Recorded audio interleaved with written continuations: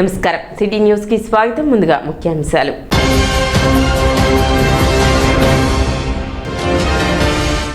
యాభై 53 మంది లబ్ధిదారులకు 22.97 లక్షల సీఎం రిలీఫ్ ఫండ్ అందజేసిన ఎమ్మెల్సీ ఆల్పాటి రాజేంద్ర ప్రసాద్.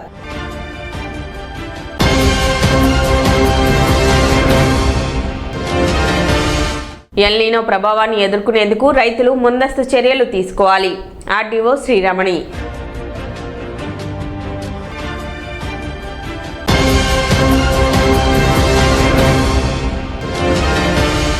అంబటి రాంబాబు రాజకీయాలకు పనికిరారు, జోకర్లా వ్యవహరిస్తున్నారు అంటూ నక్క ఆనంద్ బాబు ధ్వజం.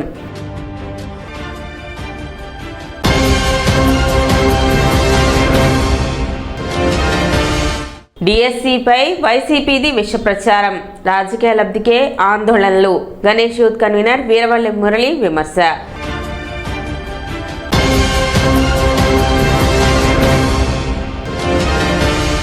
అంగలగుద్రు ఎడ్లపల్లి రహదారి నిర్మించాలని రోడ్డెక్కిన విద్యార్థులు, ఉపాధ్యాయులు.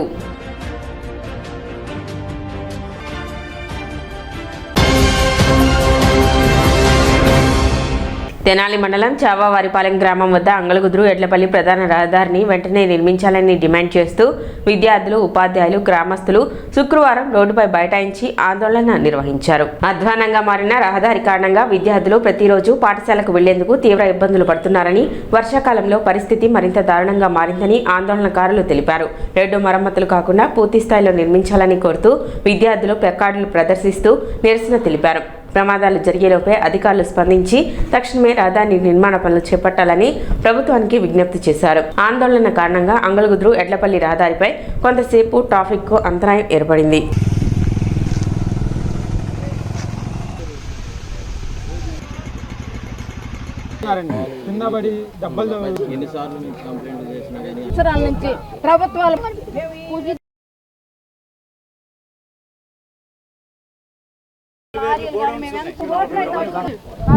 ఎవరికి వ్యతిరేకం కాదు, ఏమీ కాదు.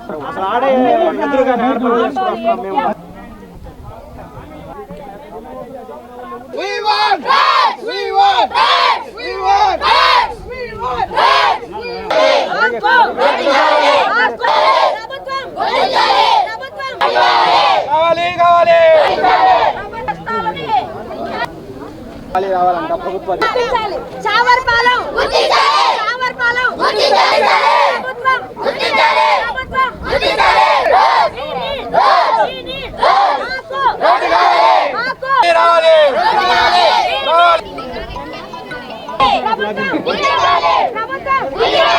మీరు ఒకసారి రేపు నాతో పాటు మీకు 10 మంది వస్తే మనం ముందు అసలు ఈ గోతులు లేకుండా ఎంతవరకన్నా చేయించుకోవటమా, లేకపోతే గ్రాంట్ ఎప్పుడు విడుదల చేస్తారు, రోడ్డు ఎప్పుడు వేస్తారు అనేది మనం మినిస్టర్ గారి దృష్టికి తీసుకెళ్దాం. మీరు ఎప్పుడు వచ్చినా సరే రేపు కానీ మీరు మినిస్టర్ గారు వచ్చిన రోజు నేను మీ అందరూ కబుర్ చేస్తాను, వెళ్దాము, పరిష్కారం చూద్దాం, శాశ్వత పరిష్కారం చూద్దాం. ఇది మనం ఇవాళ మీరు ధర్నా చేయడంలో మిమ్మల్ని మీరు మీ బాధ మాకు అంతే అర్థమవుతుంది, 100% వాస్తవం. ఎందుకంటే ఇన్ని రోజుల నుంచి మేమే చూస్తున్నాం కదా. ఇప్పుడు అవకాశం ఉన్న వరకు మినిస్టర్ గారు కూడా తెనాలి నియోజకవర్గానికి ఎంత చేసుకొస్తున్నారో చూస్తున్నారు. ఇది ఏంటంటే కోర్టులో ఉండటం మూలాన ఈ సమస్య ఉంది. దీన్ని వెంటనే మీరు అందరూ రండి, మీరు అందరు రాకపోయినా కొంతమంది అయినా ముఖ్యమైన వాళ్ళందరూ రండి, నేను మినిస్టర్ గారి దగ్గర తీసుకెళ్ళి మాట్లాడించి టెంపరీ వర్క్ ముందు ఈ గోతులు లేకుండా మీరు ఎవరు ఇబ్బంది పడకుండా చేయటమా, శాశ్వత పరిష్కారంగా తార్ రోడ్డు వేయించడం, ఈ 2 విషయాలు మీకు మా మినిస్టర్ గారి ద్వారా మీకు నేను చెప్పేస్తాను. మా రోడ్లో ఎంతమంది చనిపోయారో మాకు తెలుసు. కాళ్ళలో పడి చనిపోయిన వాళ్ళు ఉన్నారు, యాక్సిడెంట్లు అవుతున్నాయి. గత ప్రభుత్వంలో కూడా రోడ్డు వేయలేకపోయారు. మీరు రోడ్లు వేస్తారని హామీ ఇచ్చారు, కానీ 2-4 సంవత్సరాలు అయిపోయింది. మా యందు దయ ఉంచి ఈ రోడ్డుని శాంక్షన్ చేయవలసిందిగా కోరుతున్నాను. ఎందుకంటే స్కూల్కి వెళ్ళాల్సిన, ట్యూషన్కి వెళ్ళాలి, రేతుర్లు 10ంటికి వస్తున్నారు పిల్లలు, అర్ధరాత్రి వస్తున్నారు సైకిల్ తప్పుకొని, పడి యాక్సిడెంట్లు జరుగుతున్నాయి. దయ ఉంచి మనోహర్ గారు, మినిస్టర్ గారు, మీరు దయ ఉంచి చావరిపాలెం మన నియోజకవర్గం ఎండింగు ప్లస్ అక్కడి నుంచి వేమూరు 2 ఎమ్మెల్యేలు ఈ రోడ్డుని త్వరగా మీరు పట్టించుకోవాలని మేము మనవి చేస్తున్నాం. లేకపోతే ఇంకా భారీ ఎత్తున ఉండిద్ది. మళ్ళీ నిరాహార దీక్షలో మెయిన్ రోడ్లో ఉండిద్ది. ఈసారి దయ ఉంచి ఈ రోడ్డుని శాంక్షన్ చేయవలసిందిగా కోరుకుంటున్నాం. మాకు అంగలకూతురు కాలువ కాడి నుంచి ఎడ్లపల్లి ఆంజనేయ స్వామి గుడి దాకా రోడ్డు మరీ దారుణంగా ఉంది. స్కూల్కి వెళ్ళే పిల్లలు కానీ, జాబ్కి వెళ్ళే ఎంప్లాయీస్ కానీ, కూలికి వెళ్ళే పని వాళ్ళు కానీ ప్రతి ఒక్కళ్ళు బాగా ఇబ్బంది పడుతున్నారు. కానీ మాకు ఈ రోడ్డు 15 సంవత్సరాల నుంచి లేదు. మాకు ఈ రోడ్డు కోసం మేము ధర్నా చేస్తాం.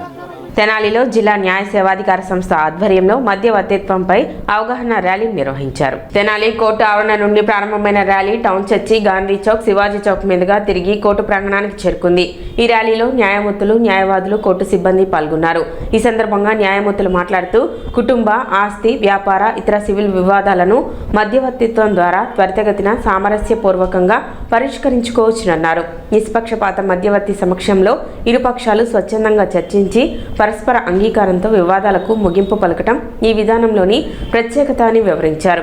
మధ్యవర్తిత్వం వల్ల సమయం, ఖర్చు ఆదా కావడంతో పాటు కోర్టు కేసుల భారం తగ్గుతుందని, సంబంధాలు దెబ్బతినకుండా శాశ్వత పరిష్కారం లభిస్తుందని తెలిపారు. ప్రజలు ఈ విధానాన్ని సద్వినియోగం చేసుకుని న్యాయ వివాదాలను సామరస్యంగా పరిష్కరించుకోవాలని న్యాయమూర్తులు పిలుపునిచ్చారు.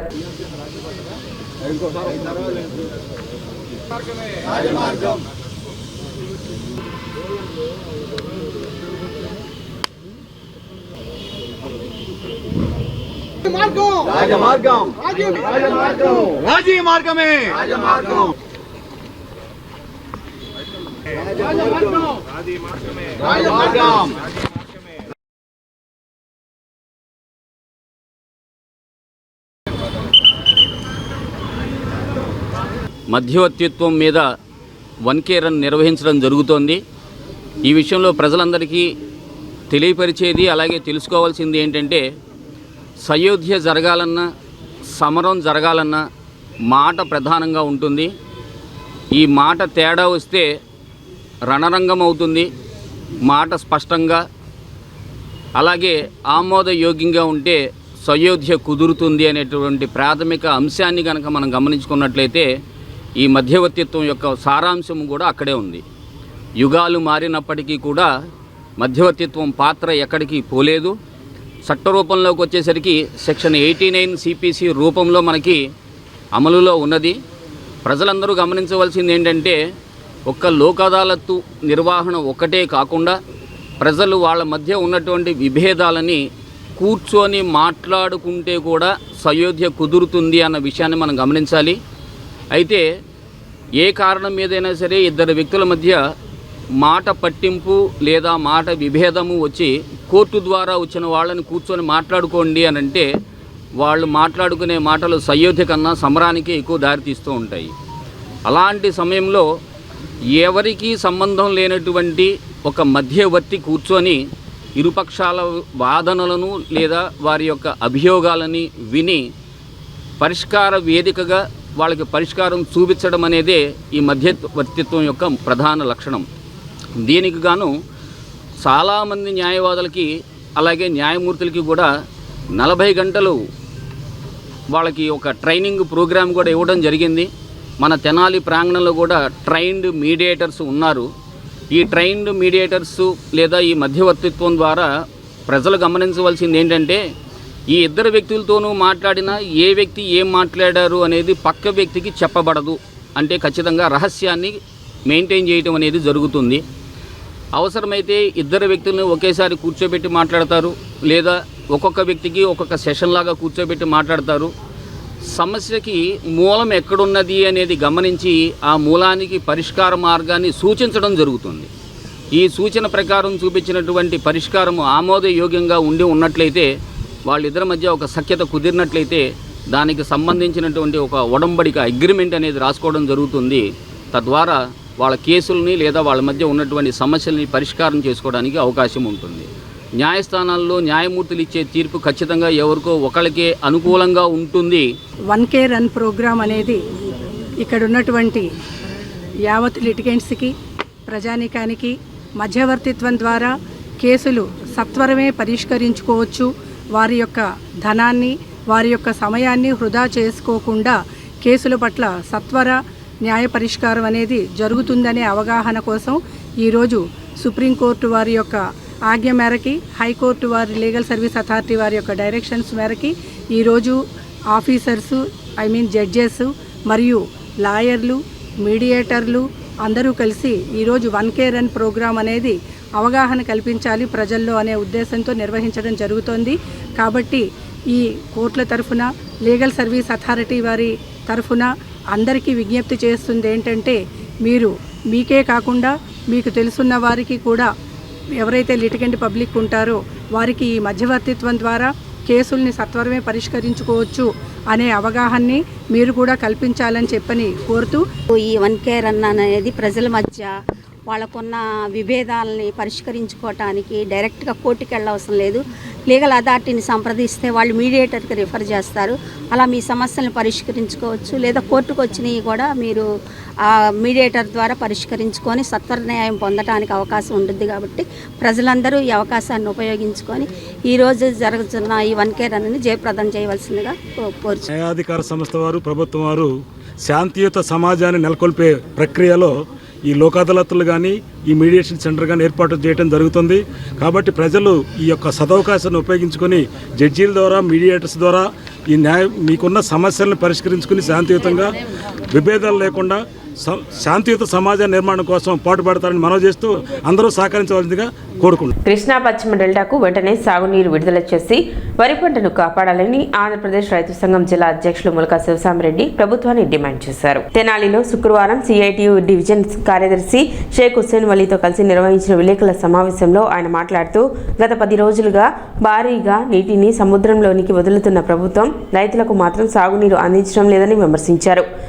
పట్టెసీమ పంపులను పూర్తి స్థాయిలో నడిపించి కృష్ణా పశ్చిమ డెల్టాకు నీరు విడుదల చేయాలని, వరి సాగును నిరుత్సాహపరిచే విధానాలను విరమించి రైతులను ఆదుకోవాలని ప్రభుత్వాన్ని కోరారు. సాగర్ జలాశయంలో నీరు తక్కువగా ఉన్నా కానీ, డెడ్ స్టోరేజీ ఉన్నా కానీ నీరిచ్చి పంటల్ని పండించేందుకు ప్రభుత్వం ఆదుకుంది. అటువంటి ప్రభుత్వం ఇవాళ ఈ విధమైన మాటలు మాట్లాడటం వలన రైతాంగం, కౌలు రైతులు ఇబ్బంది పడే పరిస్థితుంది. ఈ మధ్యకాలంలో గోదావరి నుంచి లక్షల క్యూసెక్కుల నీరు కూడా సముద్రంలోకి నీరు విడుదల చేశారు. మరి అదే నీరుని కానీ నిల్వ చేసుకునే విధంగా ఉంటే ఈరోజు ఇటువంటి ఎద్దడి వచ్చే పరిస్థితి కాదు.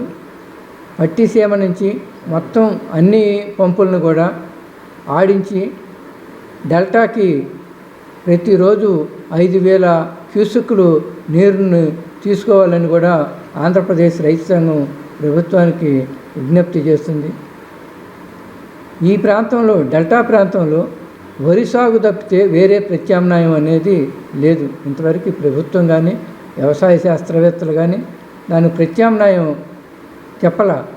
అటువంటి పరిస్థితుల్లో వరి సాగు వేయొద్దు అంటే ఇప్పటికీ దాదాపు 4 రోజులు క్రిందటే ఎదబెట్టి 10-12 వేల రూపాయలు ఖర్చు పెట్టి రైతులు, కౌలు రైతులు మరి ఒక్కొక్క ఎకరానికి 40,000, 42,000 కౌలు ముందుగానే చెల్లించి కౌలు రైతులు వాళ్ళ పరిస్థితి ఇబ్బందికరమైన పరిస్థితిగా మారుతుంది. ఈ సంవత్సరం ప్రభుత్వం వరి సాగు చేయొద్దు అని చెప్తూ మరి 3 నెలల కిందటే ఏపీ సీడ్స్ ద్వారా వరి విత్తనాలను కూడా ప్రభుత్వం రైతులకు విక్రయించింది. మరి అది ప్రభుత్వమే చేసి ఇప్పుడు వరి సాగు చేయవద్దు, వరి బియ్యం తింటే క్యాన్సర్లు వస్తాయి అని ఈ విధంగా నిరుత్సాహపరచటం, రైతులను వరి సాగు చేయొద్దు నిరుత్సాహపరచటంలో భాగంగానే ఇవాళ డెల్టా ప్రాంతానికి నీళ్లు ఇవ్వకుండా కావాలని ప్రభుత్వం ఆపివేస్తుంది. ఇది సరైన పద్ధతి కూడా కాదు. వైసీపీ నేత అంబటి రాంబాబు రాజకీయాలకు పనికిరారని, ఆయన వ్యవహార శైలి జోకర్ను తలపిస్తుందని మాజీ మంత్రి వేమూరి ఎమ్మెల్యే నక్క ఆనంద్ బాబు విమర్శించారు. శుక్రవారం నిర్వహించిన విలేకరుల సమావేశంలో ఆయన మాట్లాడుతూ, వివాదాలు సృష్టించి ప్రచారం పొందడమే అంబటి లక్ష్యంగా పెట్టుకున్నారని ఆరోపించారు. విద్యావంతుడైన కేంద్ర మంత్రి పెమ్మసాని చంద్రశేఖర్పై అంబటి చేస్తున్న వ్యాఖ్యలు సిగ్గుచేటని, గుంటూరు జిల్లా అభివృద్ధి కోసం కేంద్రం నుండి భారీ నిధులు తీసుకొస్తున్న నాయకుడిపై వ్యక్తిగత విమర్శలు చేయడం తగదన్నారు. రాజకీయాలు వదిలేసి నాటకాలు, డ్రామాలు వేసుకుంటే అంబటికి బాగుంటుందని ఎద్దేవా చేశారు. ఒకసారి జైలుకు వెళ్లి వచ్చిన అంబటి వైఖరిలో ఎలాంటి మార్పు రాలేదని, మరోసారి జైలుకు వెళ్లేందుకే తహతహలాడుతున్నట్లు ఆయన వ్యాఖ్యానించారు. అంబటి వ్యవహారాన్ని చూసి వైసీపీ నేతలే సిగ్గుతో తలదించుకుంటున్నారని నక్క ఆనంద్ బాబు విమర్శించారు. పార్టీ నాయకుడు అంబటి రాంబాబు ఇటీవల కాలంలో రాష్ట్ర ముఖ్యమంత్రి వర్యులు చంద్రబాబు నాయుడు గారి మీద అవాకులు చవాకులు మాట్లాడటం, అసహ్యంగా మాట్లాడిన దానికి ప్రజల్లో వచ్చినటువంటి స్పందన, అతని ఇంటి మీద పోవటం కానీ, అతను దానికి సంబంధించి పోలీసులు అరెస్ట్ చేయటం కానీ, ఆ పరిణామాలన్నీ అందరికీ తెలుసు ఏ పరిస్థితుల్లో జరిగినాయి అనేది. కానీ రాంబాబు మాత్రం చాలా ఎంజాయ్ చేస్తూ ఉన్నాడు ఈ సంఘటనలు కానీ, ఆ సంఘటనల అనంతరం అతనికి వచ్చిన పబ్లిసిటీ చూసుకొని విర్రవీగిపోతా ఉన్నాడు. కానీ ఇతను వేసే వేషాలకి వాళ్ళ పార్టీ వాళ్ళు కూడా యావగించుకుంటా ఉన్నారు ఇతన్ని. అంతకుముందు అంబటి రాంబాబు అనేవాడిని జోకర్గా చూసేవాళ్ళు ఈ జిల్లాలో కానీ రాష్ట్రంలో ప్రజలు. ఇప్పుడు పెద్ద హీరోనని అతను అనుకుంటున్నాడు. ఓ పిచ్చుకొక్క మాదిరి ప్రవర్తిస్తూ ఉన్నాడు. ఏ రోజుకి ఆ రోజు కొత్త పంతలు దొక్కుతావు నేను వేషాలన్నీ. ప్రతిరోజు ఏదో ఒక అంశం కావాలి. నువ్వు చేసింది తప్పు, దాన్ని శిక్షగా అరెస్ట్ చేశారు, లోపల పోయా వచ్చావు బెయిల్ మీద. నువ్వు ప్రతిపక్ష పార్టీగా నాయకుడు ఇంకో సబ్జెక్ట్ మీద నువ్వు ప్రజలకు సంబంధించిన అంశాల మీద నువ్వు పోరాటం చేసే చెయ్యి. అంతేగాని ఈ రోడ్ల మీద పిచ్చికొక్కల వ్యవహారంలాగా రోజు ఈగోలేంటి? పెమ్మసాని చంద్రశేఖర్ గారు ఏం చేశాడు? ఆయనకేం సంబంధం? ఆయన కేంద్ర మంత్రి, గుంటూరు పార్లమెంట్ సభ్యులు, చాలా డిగ్నిఫైడ్గా అతని పని అతను చేసుకుంటున్నాడు. నిరంతరం నిధులు తీసుకొస్తూ ఉన్నాడు. కేంద్ర ప్రభుత్వం నుంచి నిధులు తీసుకొచ్చి అభివృద్ధి కార్యక్రమాలు ఏ విధంగా అమలు చేయడానికి శాయశక్తిలో కృషి చేస్తూ ఉన్నాడు. ఎన్ఆర్ఐగా ఆయన రాజకీయాలు ప్రజాసేవ పట్ల ఒక పని చేయాలని ఒక సంకల్పంతో వచ్చి పనిచేస్తూ ఉన్నాడు. నీలాగా రాజకీయ వృత్తిగా ఒక పనికి మాలిన ఆలోచనగా పెట్టుకొని నీకులాగా స్వార్థపూరిత రాజకీయాలు ఇక్కడ ఎవరు చేయట్లా. వాళ్ళు ఎవరు కూడా ఎవరో ఒకళ్ళు ఏదో ఒకటి అంటే నీకేదో లబ్ధి పొందొచ్చు, జగన్ దృష్టిలో పడవచ్చు, చాలా ఎక్కువ ఆలోచించుకుంటా ఉన్నావు. కానీ నీ పార్టీ వాళ్ళే నిన్ను చీకొడతా ఉన్నారు, నీకు తెలియదు. నవ్వుకుంటా ఉన్నారు నీ వేషాలకి. 53 మంది లబ్ధిదారులకు ముఖ్యమంత్రి సహాయ నిధి కింద 22,97,828 రూపాయల విలువైన చెక్కులను ఎమ్మెల్సీ ఆలపాటి రాజేంద్ర ప్రసాద్ పంపిణీ చేశారు. తెనాలి టీడీపీ కార్యాలయంలో శుక్రవారం నిర్వహించిన కార్యక్రమంలో లబ్ధిదారులకు ఆయన చెక్కులను అందజేశారు. ఈ సందర్భంగా ఆలపాటి రాజేంద్ర ప్రసాద్ మాట్లాడుతూ పేదలకు వైద్య చికిత్స కోసం ఆర్థిక భరోసా కల్పించాలనే మానవతా దృక్పథంతో ముఖ్యమంత్రి చంద్రబాబు నాయుడు సీఎం రిలీఫ్ ఫండ్ను అందిస్తున్నారని తెలిపారు. ఆరోగ్యశ్రీ పరిధిలోకి రాని వైద్య చికిత్సలకు ఈ నిధి ఎంతో ఉపయోగపడుతుందన్నారు. తెనాలి నియోజకవర్గంలో గత 25 నెలల కాలంలో వేలాది మంది లబ్ధిదారులకు సుమారు 8 కోట్ల మేర సీఎం రిలీఫ్ ఫండ్ అందజేసినట్లు వెల్లడించారు. పేదల ప్రాణాలను కాపాడే మహత్తర కార్యక్రమంగా సీఎం రిలీఫ్ ఫండ్ కొనసాగుతుందని, దీనిని అంతం లేని సేవా ప్రక్రియగా ప్రభుత్వం అమలు చేస్తుందన్నారు. చంద్రబాబు నాయుడు, పవన్ కళ్యాణ్, నారా లోకేష్ సారథ్యంలో రాష్ట్రంలో సంక్షేమం, అభివృద్ధి సమన్వయంతో పాలన సాగుతుందని పేర్కొన్నారు. మహిళలు, రైతులు, చేతి వృత్తిదారులకు అధిక ప్రాధాన్యత ఇస్తూ అనేక సంక్షేమ కార్యక్రమాలను అమలు చేస్తున్నామని చెప్పారు. ప్రజలు కూటమి ప్రభుత్వంపై ఉంచిన నమ్మకాన్ని నిలబెట్టుకుంటూ ప్రతి అవసరంలోనూ ప్రభుత్వం అండగా ఉంటుందని ఆలపాటి రాజేంద్ర ప్రసాద్ తెలిపారు.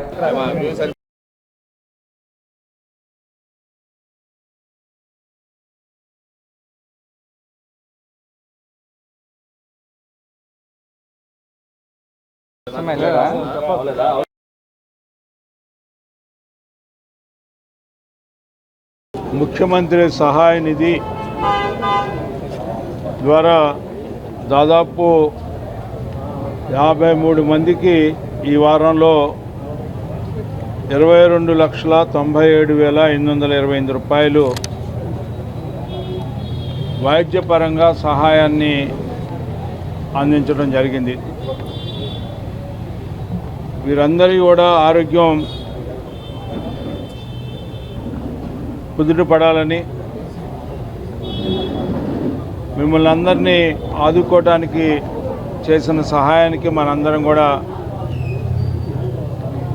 ముఖ్యమంత్రి గారికి, అదేవిధంగా కూటమి ప్రభుత్వానికి మన హృదయపూర్వకమైనటువంటి ధన్యవాదాలు తెలుపుకోవాల్సిన అవసరం ఉంది, తెలుపుకుంటా ఉన్నాం. ఈ 2 సంవత్సరాల కాలంలో కొన్ని వేల మందికి ఈ నియోజకవర్గంలో ముఖ్యమంత్రి సహాయ నిధి ద్వారా దాదాపు 8 కోట్ల రూపాయలు సహాయ నిధి ద్వారా ఎవరైతే ఆరోగ్యశ్రీ పరిధిలోకి రారో వాళ్ళకి ముఖ్యమంత్రి సహాయ నిధి ద్వారా ఆదుకోవటం జరుగుతూ ఉంది. ఇది ఒక మహత్తరమైనటువంటి కార్యక్రమం. గొప్ప సేవా తత్పరతో మానవతా దృక్పథంతో ఎక్కడ ఎవరు ఎప్పుడు కూడా చేయలేనటువంటి కార్యక్రమాన్ని ఈ రోజున ఈ కూటమి నాయకుడైనటువంటి చంద్రబాబు నాయుడు గారు మనందరినీ ఆదుకోవడానికి చేస్తున్నటువంటి ప్రక్రియ. మీరు ఎక్కడ కూడా ఏ రాష్ట్రంలో కూడా ఇంత పెద్ద ఎత్తున నిరంతరం ప్రతి వారం ఈ నియోజకవర్గంలో ఈ 25 నెలల కాలంలో ఇది ఆరంభమే కానీ అంతం లేకుండా కొనసాగుతున్నటువంటి ప్రక్రియ. ఇలాంటి సహాయాన్ని పొందుతున్న మనందరం కూడా ముఖ్యమంత్రి గారికి నిండు నూరేళ్ళు పరిపూర్ణుడిగా మనందరినీ ఆదుకునేలాగా ఆ భగవంతుడు ఆయనకి ఆశీస్సులు అందించాలి, ఎలాంటి పాలన ఉండాలని చెప్పి ఈ రోజున మనందరం కూడా కోరుకోవాల్సిన అవసరం, కోరుకుంటున్నటువంటి సందర్భం. ఎందుకంటే ఈనాడు మనం ఏం చూసినా కూడా ఎక్కడ చూసినా కూడా పాలనా రకంగానే ఉంది. సంక్షేమం పేరుతో పెన్షన్లు అట్లాగిస్తూ ఉన్నాం. మరి అదేవిధంగా తల్లికి వందనం ద్వారా ఎంతమంది పిల్లలు చదువుకుంటా ఉన్నారో అంతమంది కూడా మనం చదువు చెప్పిస్తూ ఉన్నాం. మరి అదేవిధంగా దీపం పథకం కింద ఒక్కొక్క సంవత్సరానికి ఒక్కొక్క కుటుంబానికి 3 గ్యాస్ సిలిండర్లని ఉచితంగా ఇస్తూ ఉన్నాం. అదే నేపథ్యంలో ఈ రోజున మనందరం కూడా సమాజంలో సగభాగమైనటువంటి మహిళా తల్లులు వయసుతో పని లేకుండా ఎక్కడికైనా ప్రయాణించాలంటే ఉచితంగా ప్రయాణం చేసే అవకాశం కల్పిస్తూ ఉన్నాం. డిఎస్సి నియామకాల అంశాన్ని వైసీపీ రాజకీయ లబ్ధి కోసం వాడుకుంటూ అసత్య ప్రచారం చేస్తుందని అంగళగుదురు గణేష్ యూత్ కన్వీనర్ టీడీపీ నాయకులు వీరవల్లి మురళి విమర్శించారు. వైసీపీ అధికారంలో ఉన్న 5 ఏళ్లలో ఒక్క ఉపాధ్యాయ పోస్టును కూడా భర్తీ చేయలేదని, కానీ కూటమి ప్రభుత్వం అధికారంలోకి వచ్చిన వెంటనే ప్రభుత్వ పాఠశాలల్లో నాణ్యమైన విద్య అందించాలనే లక్ష్యంతో మెగా డిఎస్సి ద్వారా 15,941 ఉపాధ్యాయ పోస్టులను భర్తీ చేస్తుందన్నారు. ఈ విషయాన్ని జీర్ణించుకోలేకే వైసీపీ డిఎస్సిపై విష ప్రచారం చేస్తుందని ఆరోపించారు. నిజంగా అన్యాయం జరిగి ఉంటే ఏ ఒక్క అభ్యర్థి కూడా ముందుకు వచ్చి ఫిర్యాదు చేయలేదని, కానీ వైసీపీ మాత్రం నిరాధార ఆరోపణలతో యువతను తప్పుదోవ పట్టించే ప్రయత్నం చేస్తుందని విమర్శించారు. నీట్ తరహా ఆందోళనలు సృష్టించి రాజకీయ లబ్ధి పొందాలన్నదే వైసీపీ లక్ష్యమని, లోకేష్ రాజీనామా చేయాలని డిమాండ్ చేయడం హాస్యాస్పదమని అన్నారు. ప్రజలు వాస్తవాలను గుర్తించి వైసీపీ చేస్తున్న దుష్ప్రచారాన్ని నమ్మవద్దని వీరవల్లి మురళి పిలుపునిచ్చారు. కూటమి ప్రభుత్వం అధికారంలోకి వచ్చిన తర్వాత ఏదైతే చంద్రబాబు నాయుడు గారు తొలి సొంతకం డిఎస్సి మీదని చెప్పారో, ఆయన అన్న ప్రకారం 16,347 పోస్టులకి ఆయన నోటిఫికేషన్ ఇవ్వటం, 3,20,000 మంది పైచిలకు ఈ డిఎస్సి ఎగ్జామ్లో పాల్గొనటం, 15,941 మందికి క్వాలిఫై అయ్యి ఉద్యోగాలు ఏ విధంగా సాధించారో మనం చూసాం. వైసీపీ గత 5 సంవత్సరాల్లో ఒక్క టీచర్ పోస్ట్ కూడా తీసుకోకుండా, కూటమి ప్రభుత్వం వచ్చిన తర్వాత అనేక ఇబ్బందులున్న స్కూల్స్లో నాణ్యమైనటువంటి విద్యను అందించాలి, టీచర్స్ కొరత లేకుండా చూడాలనేటటువంటి ఒక మంచి ఆలోచనతో 15,941 పోస్టులు తీసుకుంటే, ఇవాళ వైసీపీ ఓర్వలేనితనంతో జగన్మోహన్ రెడ్డి గారికి మొన్న కల వచ్చిందంట, డిఎస్సిలో ఏదో అవకతవకలు జరిగినాయి అని చెప్పి ఆయన కల వచ్చిందంట. ఆ వచ్చిన కళని వైసీపీ శ్రేణులతో ఆయన షేర్ చేసుకున్నాడంట. వీళ్ళందరూ రోడ్డు మీద పడ్డారు. ఏ ఒక్క అభ్యర్థి అయినా నేను ఎలిజిబుల్లు, నేను కట్ ఆఫ్ మార్కులకు లోబడి ఉన్నాను, నేను అర్హుణ్ణి, కానీ నాకు ఈ ప్రభుత్వం ఉద్యోగం ఇవ్వలేదు అని కానీ ఎవరినైనా పొలిటికల్ ఇన్ఫ్లుయెన్స్ చేసి ఎవరైనా డబ్బులు తీసుకొని పలానా వాళ్ళకి ఈ ఉద్యోగం ఇచ్చారని కానీ ఈ రాష్ట్రంలో ఎవరైనా ఒక్కళ్ళైనా ఆరోపణ చేశారా? అలా పొలిటికల్ ద్వారా ఎవరైనా ఉద్యోగం ఇప్పించగలుగుతారా? ఎంతో కష్టపడి రేయనక పగలనక కోచింగ్ సెంటర్లలో ఈ సంవత్సరం డిఎస్సి అనౌన్స్ చేస్తారు, ఈ సంవత్సరం అనౌన్స్ చేస్తారని చెప్పేసి ఎన్నో అప్పులు చేసి పట్టణాల్లో రూములు తీసుకొని కష్టపడి చదువుకొని కళ్ళు కాయలు కాచేదాకా ఎదురు చూసి ఇవాళ కూటమి ప్రభుత్వం వచ్చిన తర్వాత చక్కగా వాళ్ళు పడిన కష్టానికి వాళ్ళందరూ ఉద్యోగాలు సాధిస్తే ఇవాళ నోటికొచ్చినట్టు ఏదో డబ్బులు కట్టి ఉద్యోగాలు సాధించారు అనేటటువంటి ఒక నిందలు అన్నమాట. ముఖ్యంగా మనం గమనించాలి. నిట్ దాంట్లో మొన్న ఏదైతే పేపర్ లీకేజీలు జరిగి పెద్ద ఇష్యూ జరిగిందో కేంద్ర విద్యాశాఖ మంత్రి కూడా అక్కడ రాజీనామా చేయడం జరిగింది. అలాంటి చెత్త గొడవలు ఇక్కడ కూడా చేసి లోకేష్ రాజీనామా చేయాలంట. దేనికి చేయాలి రాజీనామా? లోకేష్ రాజీనామా దేనికి చేయాలో మీరు చెప్పాలా? అంటే మీరు పగటకల్కని చెత్త ఆరోపణలు చేసి బురద చల్లితే రాజీనామాలు చేస్తారా? మైనార్టీ విద్యార్థులు విద్యాభివృద్ధికి ప్రత్యేక చర్యలు తీసుకోవాలని వక్ఫ్ బోర్డుకు విజ్ఞప్తి చేసినట్లు వక్ఫ్ బోర్డు డైరెక్టర్ షేక్ ఇస్మాయిల్ తెలిపారు. తెనాలి ఆటోనగర్లో శుక్రవారం నిర్వహించిన విలేకరుల సమావేశంలో షేక్ ఇస్మాయిల్ ఈ వివరాలను వెల్లడించారు. విజయవాడలో ఇటీవల జరిగిన వక్ఫ్ బోర్డు సమావేశంలో మైనార్టీ విద్యార్థులకు వక్ఫ్ బోర్డు ఆధ్వర్యంలో ఎల్ఎల్బి విద్యను అందించేలా చర్యలు తీసుకోవాలని బోర్డు చైర్మన్కు వినతి పత్రం సమర్పించినట్లు వెల్లడించారు. అదేవిధంగా మైనార్టీ విద్యార్థులకు సిఈడిఎం ద్వారా UPSC group 1, group 2, SI, constable, TET, DSC తదితర పోటీ పరీక్షలకు ఉచిత శిక్షణ అందించనున్నట్లు తెలిపారు. ఈ అవకాశాలను మైనార్టీ యువత సద్వినియోగం చేసుకుని ఉన్నత ఉద్యోగాలు సాధించాలని పిలుపునిచ్చారు. నిన్న విజయవాడలో జరిగినటువంటి వక్ఫ్ బోర్డు మీటింగ్లో గౌరవ వక్ఫ్ బోర్డు చైర్మన్ గారికి నా తరఫు నుంచి నేను ఒక రిప్రజెంటేషన్ ఇవ్వడం జరిగింది. దాని యొక్క ముఖ్య ఉద్దేశం ఏంటంటే మైనార్టీ యువత, ముఖ్యంగా ముస్లిం యువత ఇంజనీరింగ్ అనో లేదా ఎంసీఏ అనో వీటి వైపు మొగ్గు చూపుతున్నారు. కానీ రాబోయే రోజుల్లో అత్యంత ప్రాముఖ్యతగా కలిగినది ఎల్ఎల్బి. లా వైపు వీళ్ళని ఎలా తీసుకురావాలి, లా చేయడానికి వీళ్ళకి ఏ విధంగా వక్ఫ్ బోర్డు ద్వారా సహకారం అందించాలి అనే దాని మీద నేను ఆయనకి రిప్రజెంటేషన్ ఇవ్వడం జరిగింది.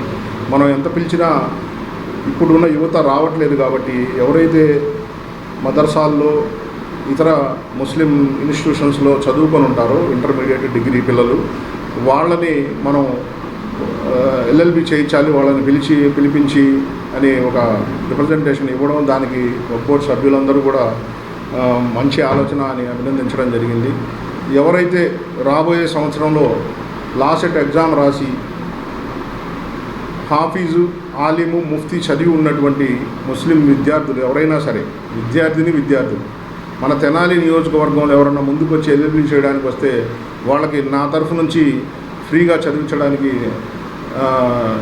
వాళ్ళ బాధ్యత మొత్తం నేను తీసుకుంటానని సందర్భంగా తెలియజేస్తున్నాను. రాబోయే రోజుల్లో ప్రతి ఒక్క ముస్లిం విద్యార్థికి కూడా దీనివైపు ఎల్ఎల్బి చదవడానికి దృష్టి సారించాలని, భవిష్యత్తు మొత్తం కూడా లా వృత్తి మీద ఆధారపడి ఉంటుందని సందర్భంగా తెలియజేస్తున్నాను. గడిచిన నెల 29/7 సిఈడిఎం ఆఫీసు మన మంగళగిరిలో డీజీపీ గారి ఆఫీస్ పక్కన ఓపెన్ చేయడం జరిగింది.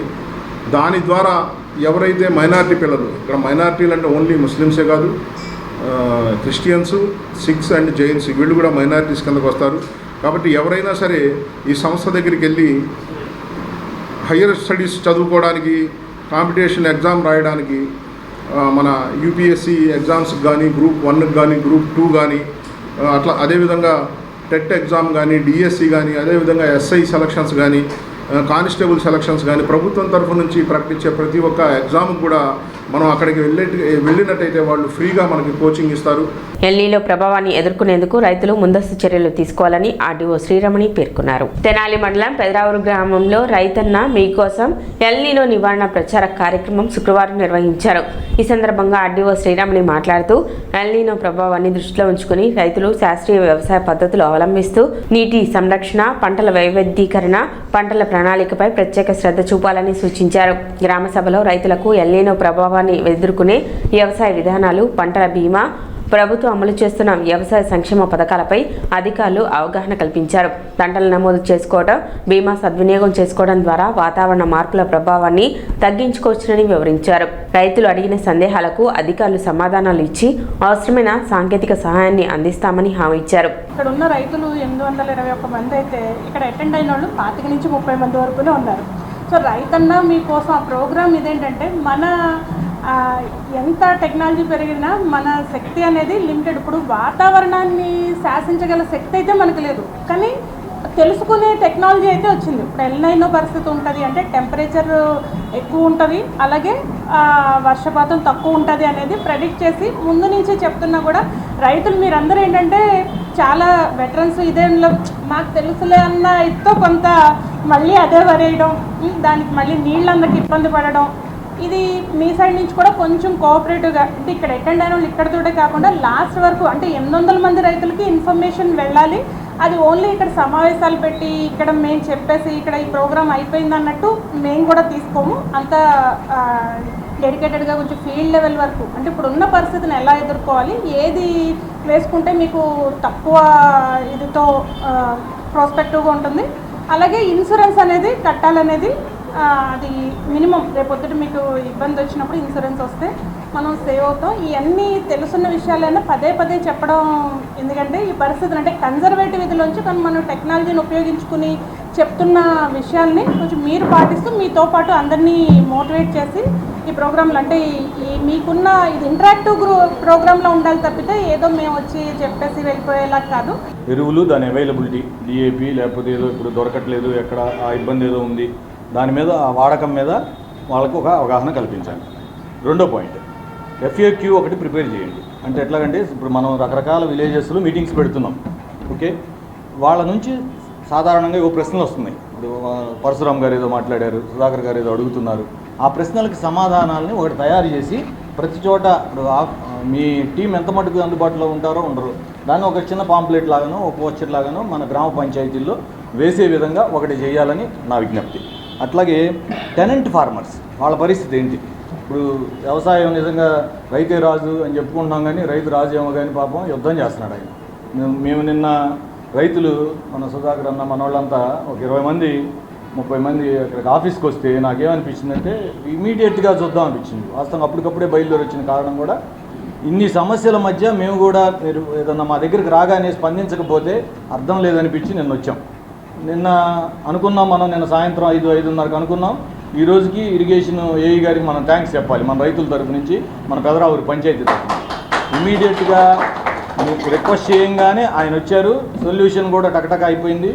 ఎట్లాంటివి ఏదైనా రైతన్నా మీకోసం అని ఏదో కాగితాల్లో చెప్పడమే కాదు, నిజంగా కూడా ఎలా ఉంటాం అనేది మీకు తెలుసు.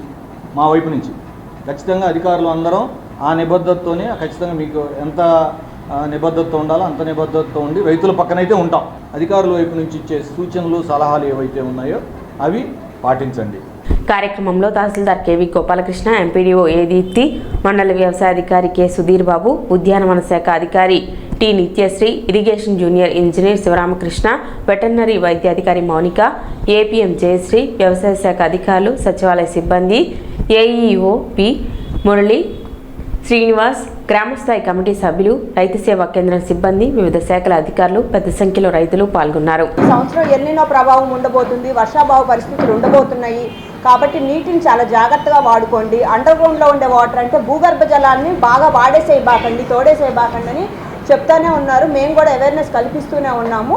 అండ్ గవర్నమెంట్ కూడా 2 నెలల క్రితం జలధార అనే ఒక కొత్త ప్రాజెక్టుని కూడా తీసుకురావడం జరిగింది. జలధార అంటే ఏంటంటే ఈ చెరువుల్లో ఉండే ఆ పూడికి తీతనన్నింటినీ తీసేసి గట్ల మీద చేర్చినట్టయితే నీటి యొక్క కెపాసిటీ పెరుగుతుందన్నమాట. అది కూడా మనం ఒక 35 చెరువులకు కూడా మనం మొత్తంగా చేశామంటే ఈ ప్రభావం ఉంటుంది అని చెప్పేసి ఎప్పటి నుంచో గవర్నమెంట్కి ఒక ఐడియా ఉంది. కాబట్టి ప్రభుత్వానికి మిమ్మల్ని అప్రమత్తం చేసే క్రమంలో జలధార ప్రాజెక్ట్ అనేది 3-4 నెలల ముందు నుంచి మనం చేశాము. అండ్ మనకి ఫంక్షనరీస్ ద్వారా కూడా మనకు ఇన్ఫర్మేషన్ కూడా ఇస్తూ ఉన్నాము. అయితే మీకు చెప్పేది ఏంటంటే, ఇప్పుడు ఏఓ గారు చెప్పినా, ఇరిగేషన్ ఏ గారు చెప్పినా, ఎవరు చెప్పినా కూడా ఎప్పుడూ వేసే కన్జర్వేటివ్ అంటే ట్రెడిషనల్గా రెగ్యులర్గా వేసే వెరైటీలు కాకుండా తక్కువ నీటిని ఉపయోగించుకునే వెరైటీస్, మాధురి లాంటివి 222 అట్లాంటి వెరైటీస్ ఉన్నాయి. అవన్నీ కూడా వేసుకున్నట్టయితే కొంత దిగుబడి అనేది ఎంత వస్తుంది అనేది మనకు తెలియదు, నాకైతే తెలియదు, ఎందుకంటే అంత టెక్నికాలిటీ నాకు ఉండదు. కానీ అలాంటివి నీటి యొక్క వినియోగం తగ్గుతుంది. కాబట్టి రేపు ఇప్పుడు ఇరిగేషన్ అయ్యి గారు చెప్పినట్టు ఇప్పుడు వదిలిన నీరు తాగునీటికి మాత్రమే, సాగునీటికి కాదు. కాబట్టి రేపటి పరిస్థితులను మీరు దృష్టిలో ఉంచుకొని అలాంటి క్రాప్స్ వేసుకోవాలి అని చెప్పేసి చెప్పడమే ఈ యొక్క సభ యొక్క ముఖ్య ఉద్దేశము. పంట ఏదైతే వేసుకోవాలో అది వేసుకునేది తెలియజేయటం. అదేవిధంగా దీనిలో ఏంటంటే విలేజ్ లెవెల్ కమిటీ కూడా నిర్ణయించారు. ఈ విలేజ్ లెవెల్ కమిటీలో కూడా ఒక 6 మెంబర్స్ ఉంటారండి. వాటిల్లో కూడా వాటర్ అసోసియేషన్ వాళ్ళు ఉన్నారు, పిఎస్సిఎస్ మెంబర్స్ ఉన్నారు, అదేవిధంగా అగ్రికల్చర్ నుంచి అగ్రికల్చర్ అసిస్టెంట్ ఉంటారు, అదేవిధంగా వెటనరీ నుంచి వాళ్ళు కూడా ఉంటారు. అట్లా వీళ్ళు 5 టీమ్గా వేసి ఈరోజు ఏంటంటే రైతులు ప్రతి ఒక్క రైతు ఫీల్డ్కి వెళ్ళి రైతుకు సంబంధించి ఎల్నీలో పరిస్థితులు ఉన్నాయి కాబట్టి వాళ్ళు ఏం చర్యలు తీసుకోవాలంటే ఇప్పుడు ఏంటంటే ఇప్పుడైతే పరిస్థితిలో వరికి సంబంధించి అయితే ఇప్పుడు మనకి ఇప్పుడున్న పరిస్థితిలో వాటర్ తక్కువ ఉంది కాబట్టి మనం రైతులు ఏంటంటే తక్కువ వాటర్తో ఏ విధంగా మనం వరి చేసుకోవాలి ఇప్పుడు అట్లాగూ వేశారు. కాబట్టి మెయిన్గా ఏంటంటే క్రాప్ ఇన్సూరెన్స్ అందరూ కూడా ఫస్ట్గా రైతు సోదరులు అందరూ కూడా ఇప్పుడున్న పరిస్థితులు బాగాలేదు కాబట్టి ఎల్నీలో పరిస్థితులు ఉన్నాయి, వర్షాభావం తక్కువ ఉంటుంది, వర్షం పడినట్లే మబ్బులు అన్నీ కూడా ఉంటాయి కానీ ఏది కూడా వర్షం అనేది పడదు. జేఎస్ ఫిట్నెస్ 2వ వార్షికోత్సవం సందర్భంగా రక్తదాన శిబిరం నిర్వహించారు. తెనాలిలో జేఎస్ ఫిట్నెస్ 2వ వార్షికోత్సవం సందర్భంగా సంస్థ అధినేత 3వ డాన్ బ్లాక్ బెల్ట్ అంతర్జాతీయ శిక్షకుడు, జాతీయ రెఫరీ కొక్కిలిగడ్డ ప్రసాద్ బాబు ఆధ్వర్యంలో ఇండియన్ రెడ్ క్రాస్ సొసైటీ సహకారంతో రక్తదాన శిబిరం నిర్వహించారు. ఈ శిబిరంలో జిమ్ సిబ్బంది, వారి మిత్రులు కలిపి 25 మంది స్వచ్ఛందంగా రక్తదానం చేశారు. కార్యక్రమానికి ముఖ్య అతిథిగా హాజరైన Indian red cross society Tenali ఉపశాఖ చైర్పర్సన్ ముమ్మనేని భానుమతి మాట్లాడుతూ 18 సంవత్సరాలు దాటిన ఆరోగ్యవంతులు ప్రతి 6 నెలలకు ఒకసారి స్వచ్ఛందంగా రక్తదానం చేసి ప్రాణాలను కాపాడటంతో పాటు తమ ఆరోగ్యానికి మేలు చేసుకోవచ్చని తెలిపారు. కొక్కిలగడ్డ ప్రసాద్ బాబు మాట్లాడుతూ వార్షికోత్సవాన్ని పురస్కరించుకొని రక్తదానం వంటి పవిత్ర కార్యక్రమాన్ని నిర్వహించడం ఆనందంగా ఉందని, ఈ రక్తం అవసరమైన వారికి ప్రాణదాతగా నిలుస్తుందని అన్నారు. ఈ కార్యక్రమంలో రెడ్ క్రాస్ జిల్లా ఫీల్డ్ అధికారి షేక్ జానీ రసూల్, రెడ్ క్రాస్ ప్రతినిధులు, జిమ్ కోచ్లు, వైద్యులు తదితరులు పాల్గొన్నారు.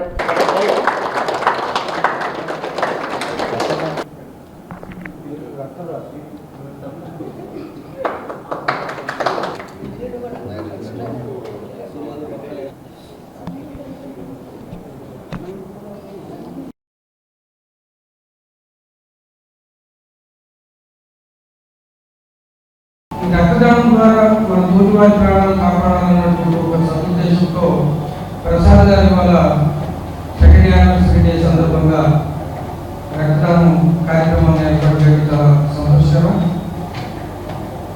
ఇక్కడ ఉన్నటువంటి సభ్యులందరూ వారి ఆరోగ్యం మీద ఏ విధంగా అయితే దృష్టి పెట్టి ప్రతిరోజు ఉదయం సాయంత్రం వ్యాయామం చేసి వారి ఆరోగ్యాన్ని సరైన దిశలో పెట్టుకుంటున్నారు.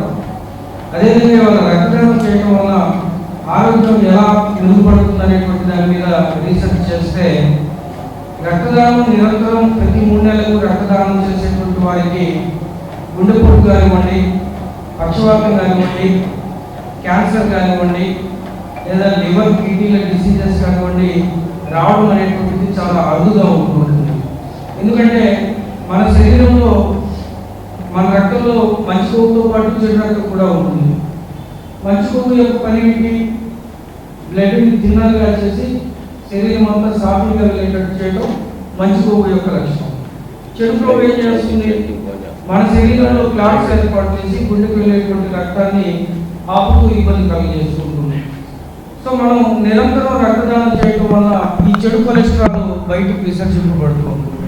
తెనాలి రైల్వే స్టేషన్ పార్కింగ్ ప్రాంతంలో ఓ వ్యక్తి అనుమానాస్పద స్థితిలో మృతి చెందిన ఘటన శుక్రవారం వెలుగులోకి వచ్చింది. మృతుడిని బాపట్ల జిల్లా రేపల్లె మండలం పిరాట్లలంక గ్రామానికి చెందిన బొమ్మిడి అమ్మన్నగా పోలీసులు గుర్తించారు.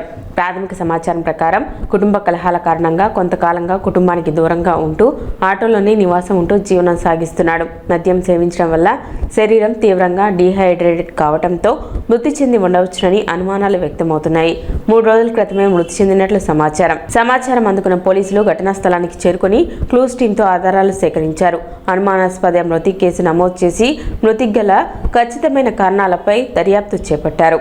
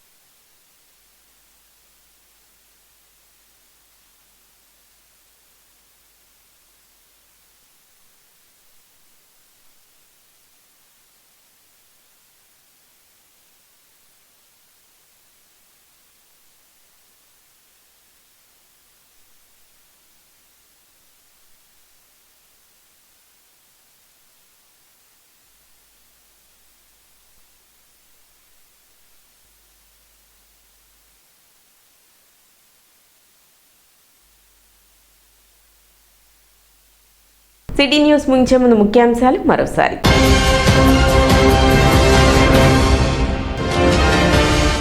53 మంది లబ్ధిదారులకు 22.97 లక్షల సీఎం రిలీఫ్ ఫండ్ అందజేసిన ఎమ్మెల్సీ ఆల్పాటి రాజేంద్ర ప్రసాద్.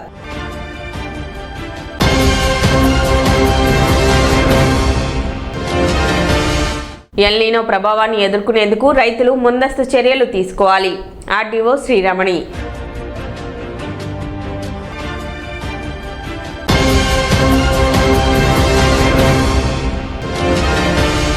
అంబటి రాంబాబు రాజకీయాలకు పనికిరారు, జోకర్లా వ్యవహరిస్తున్నారు అంటూ నక్క ఆనంద్ బాబు ధ్వజం.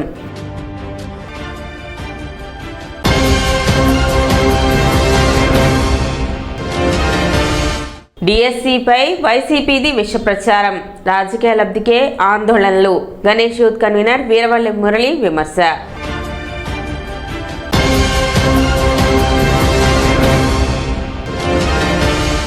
అంగలగుదురు ఎడ్లపల్లి రహదారి నిర్మించాలని రోడ్డెక్కిన విద్యార్థులు, ఉపాధ్యాయులు.